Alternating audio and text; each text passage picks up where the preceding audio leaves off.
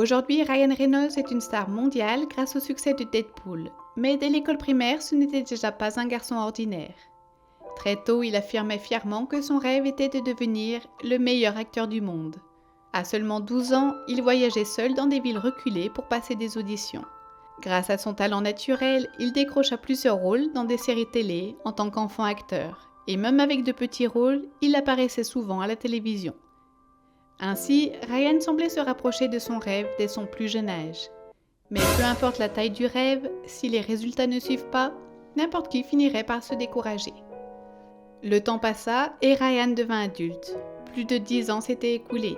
Il avait tourné sur des dizaines de plateaux, mais restait cantonné à des rôles secondaires, voire insignifiants. Petit à petit, le doute s'installa en lui. Être acteur principal, devenir une superstar, ce n'était qu'un rêve lointain. Comme la majorité des comédiens qui travaillent juste pour survivre, Ryan peinait à payer ses factures. Pourtant, il vida ses économies pour acheter une vieille voiture d'occasion, sans même une portière correcte, et se mit à parcourir de longues distances pour aller au casting, refusant d'abandonner son rêve. Le temps s'écoulait encore et encore, et avant qu'il ne s'en rende compte, il approchait de la trentaine. La seule chose qui avait changé, c'était son visage un peu plus marqué, ses cheveux qui tombaient et son front qui s'élargissait. Sa carrière, elle, restait au point mort. En y repensant, cela faisait plus de 15 ans qu'il vivait dans l'ombre. Le rêve d'être acteur principal semblait toujours hors d'atteinte. Puis un jour, une opportunité unique se présenta à lui. Il fut choisi pour jouer un rôle important dans un film Marvel. Ce film n'était autre que Blade Trinity, qui appartient à la lignée des héros sombres de Marvel, mettant en scène un personnage mi-homme, mi-vampire. Ryan y interpréta Hannibal King, le bras droit de Blade. À l'origine, Hannibal était un personnage sérieux dans les comics Marvel. Mais Ryan l'a réinterprété à sa façon, comme un gars sarcastique et bavard. Where is this tracking note of you? My left ass cheek. Ce qui est surprenant, c'est que beaucoup de répliques du film n'étaient même pas dans le script. Elles étaient improvisées par Ryan lui-même. En réalité, même dans l'ombre, Ryan avait toujours eu confiance en ses capacités d'improvisation. Son sens de la répartie remonte à son enfance.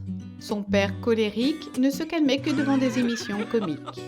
Alors le jeune Ryan s'est dit « Si je ne peux pas gagner avec la force, je survivrai avec la parole ». Il s'est entraîné à des temps d'atmosphère avec des mots. Cette vivacité d'esprit brillait particulièrement lors des sitcoms enregistrés devant un public en direct. Ses blagues rapides et improvisées faisaient éclater la salle de rire, et il s'est rendu compte que son humour fonctionnait même à la télévision. Le réalisateur de Blade Trinity a vu ce potentiel en Ryan, et l'a choisi en comptant beaucoup sur lui. Ryan a répondu à ses attentes par des improvisations constantes et des blagues à la chaîne. Mais son style s'est vite retrouvé confronté à son opposé total sur le plateau, la star du film Wesley Snipes. Wesley insistait pour rester dans son personnage pendant tout le tournage, disant qu'il devait maintenir sa méthode de jeu immersif. Il parlait à peine à l'équipe, restait silencieux même pendant les pauses, refusant toute interaction pour ne pas casser sa concentration. Même pour communiquer avec le réalisateur, il écrivait ses messages sur un carnet. Alors que Ryan, avec son humour inépuisable, faisait office d'ambianceur, Wesley était l'exact contraire. Et ce décalage devint une bénédiction pour Ryan. L'équipe de production trouvait ce contraste entre le Ryan blagueur et le Wesley ultra sérieux tellement amusant qu'ils décidèrent de donner à Ryan plus de temps à l'écran que prévu. Grâce à cela, Ryan laissa une forte impression sur le public, avec ses répliques cinglantes et pleines d'esprit. Et son talent d'improvisation attira l'attention d'un producteur de film. Ce dernier fut tellement impressionné par ses prestations qu'il lui fit un cadeau, accompagné d'une lettre. Dans cette lettre, on pouvait lire « Ta performance m'a rappelé mon personnage préféré, Deadpool. Si un jour un film sur Deadpool se fait, tu dois absolument être le héros. » Et le cadeau était une bande dessinée de Deadpool. Ryan l'ouvrit distraitement, puis manqua de tomber à la renverse. Dans une scène, Deadpool retire son masque et dit que son visage ressemble à un croisement entre un Sharpei et Ryan Reynolds. À l'époque, Ryan n'était même pas un acteur célèbre. Voir son nom cité dans une bande dessinée était irréel. On apprit plus tard que le scénariste du comic avait vu la performance de Ryan dans Blade et l'avait trouvé né pour incarner Deadpool. Alors il l'a carrément intégré dans la BD. Comme un signe du destin, dès que Ryan vit son nom dans la BD de Deadpool, il tomba amoureux du personnage. Un personnage qui ne perd jamais sa répartie, peu importe la situation. Ryan avait l'impression que Deadpool était son jumeau. Et comme un autre signe du destin, quelques années plus tard, on le contacta pour jouer Deadpool. Ryan racontera plus tard que c'était irréel, qu'il avait gardé le sourire aux lèvres toute la journée. C'est ainsi qu'il eut enfin la chance d'incarner le personnage qu'il considérait comme son âme sœur. Et ce fut un échec. Il joua un Deadpool à des années-lumière de ce qu'il avait imaginé. Le studio avait totalement ignoré l'original pour le réinterpréter à sa façon.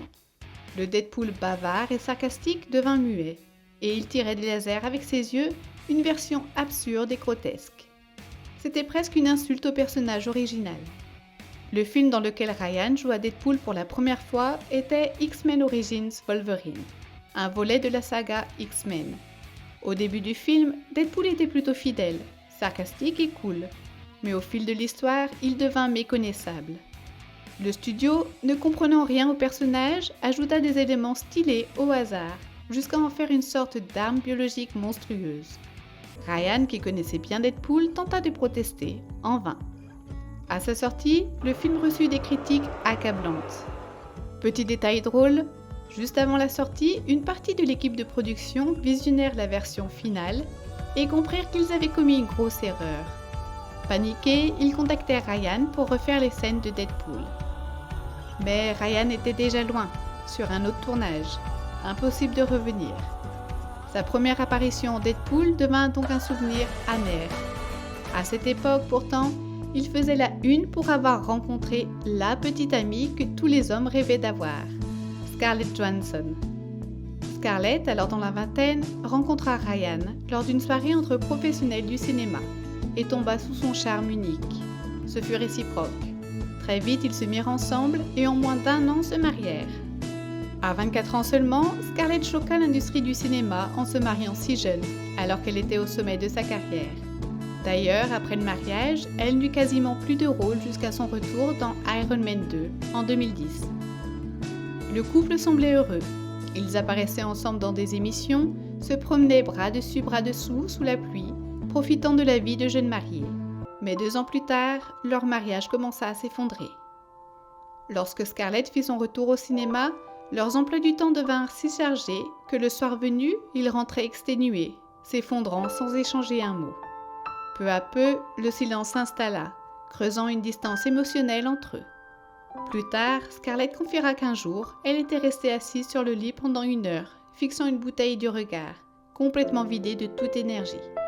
De plus, partager la même profession s'avéra être un problème inattendu. Une sorte de rivalité professionnelle se développa entre eux. Environ 1 an après leur mariage, leurs carrières prirent des chemins opposés. Le film La Proposition, dans lequel Ryan tient le rôle principal, fut un immense succès et le propulsa au rang des acteurs les plus cotés. Pendant ce temps, Scarlett essuyait des refus au casting et sa carrière ralentissait. Ryan, accablé par une surcharge de travail, était à bout de force, tandis que Scarlett, frustrée par le vide de ses projets, se sentait vidée. Un fossé s'était insidieusement creusé entre eux. En 2011, après 3 ans de mariage, ils divorcent. Mais malgré la douleur personnelle, Ryan vivait alors le sommet de sa carrière. Tellement qu'un film expérimental fut créé, avec Ryan seul à l'écran pendant 90 minutes. Buried. Il y incarne un homme enterré vivant dans un cercueil, luttant pour survivre. Tout le film se déroule dans cet espace exigu. Comme son personnage manque d'oxygène, Ryan dut respirer de façon courte et rapide tout au long du tournage. Il développa un syndrome d'hyperventilation et s'évanouit près de 7 fois sur le tournage. Il souffrit également d'insomnie, ne dormant qu'à peine 8 heures sur les 17 jours de tournage. Tout cela contribua à créer une atmosphère d'angoisse terriblement réaliste. Le dernier jour, toute l'équipe lui fit une standing ovation. Buried, dans lequel Ryan s'est investi corps et âme, a généré des bénéfices multiples par rapport à son budget et lui a valu plusieurs nominations en tant que meilleur acteur. Mais cette expérience, proche du supplice, a laissé des traces. Il lui fallut du temps pour revenir à la normale. Il était tellement immergé dans son rôle que s'allonger sur un lit lui donnait l'impression d'être de nouveau enfermé dans un cercueil. Il souffrait de cauchemars, d'insomnie, Et c'est à ce moment-là que son mariage avec Scarlett a définitivement implosé. À partir de ce tournage acclamé, Ryan a soudainement été sollicité de toutes parts, dont pour des films super-héros à gros budget. Parmi eux, l'un des pires fiascos de sa carrière est Green Lantern. À l'époque, Warner Bros cherchait un nouveau colosse cinématique après Harry Potter et misait gros sur ce film pour lancer son univers DC aux côtés de Batman et Superman. Le résultat fut un désastre historique. Encore aujourd'hui, Green Lantern est souvent cité comme l'un des pires films de super-héros. Malgré un budget colossal, il n'a même pas remboursé ses coûts. Une catastrophe mondiale au box-office. L'histoire était puérile et l'univers exagérément compliqué, déconcertant pour petits et grands. Cet échec colossal a bouleversé les plans de Warner Bros. De nombreux projets DC ont été annulés et Marvel a pris définitivement le dessus. Le réalisateur Martin Campbell n'a plus signé de film pendant 6 ans et la réputation de Ryan s'est effondrée du jour au lendemain. Quant au personnage de Green Lantern, autrefois populaire, il est devenu la risée de son univers, exclu même du film Justice League. Cependant, contre toute attente, Green Lantern lui a apporté le plus grand cadeau de sa vie, sa nouvelle femme. La co-star féminine de ce film était Blake Lively, célèbre pour son rôle principal dans la série Gossip Girl, qui a duré 6 saisons. 2 ans après leur rencontre sur le tournage, Ryan et Blake se marièrent. Ils sont aujourd'hui mariés depuis 13 ans, formant l'un des couples les plus enviés d'Hollywood. Les deux sont réputés pour leur esprit farceur, s'envoyant des piques mutuelles même en public. I used to say to her, I would take a bullet for you. I could never love anything as much as I love you. I would say that to my wife. And then the second I looked in that baby's eyes, I knew in that exact moment that if we were ever under attack, I would use my wife as a human shield to protect that baby. Ryan entretient également une amitié très forte avec un autre super-héros, Hugh Jackman, qui a incarné Wolverine pendant plus de 20 ans. Ils se sont rencontrés sur le tournage de X-Men Origins Wolverine, où Ryan interprétait une version calamiteuse de Deadpool.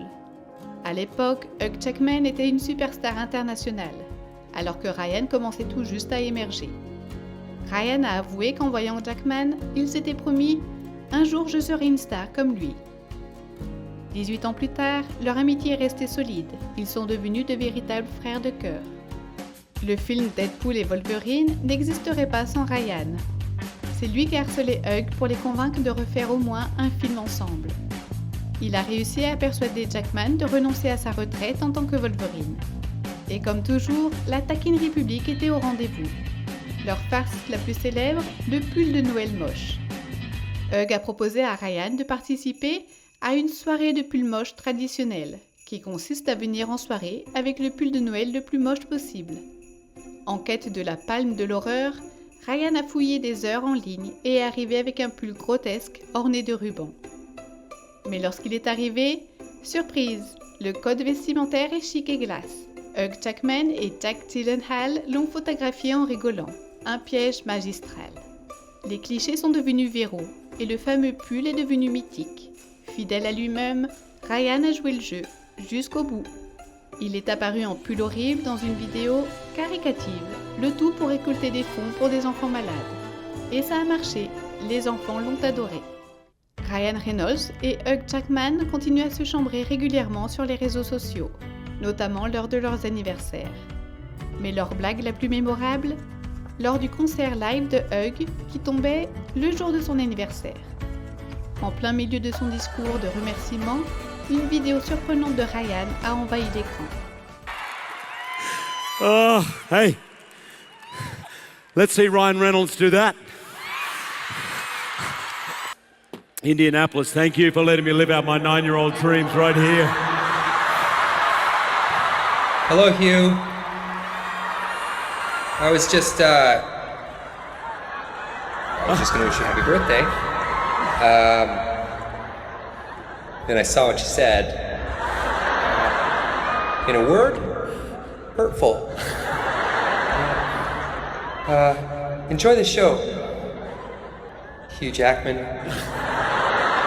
Ryan a d'abord fait mine de quitter la scène avec désinvolture, puis est revenu aussitôt pour chanter Joyeux anniversaire à plein poumon. Happy birthday to you. Happy birthday to you. qui s'attendaient encore à une blague a finalement passé un anniversaire joyeux et la blague est restée entre eux, pour le plus grand plaisir des fans. D'ailleurs, notre chaîne fête aujourd'hui son premier anniversaire.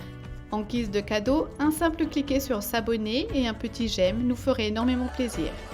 Nous continuerons à vous remercier en vous proposant des vidéos de qualité portées par des histoires captivantes et souvent surprenantes.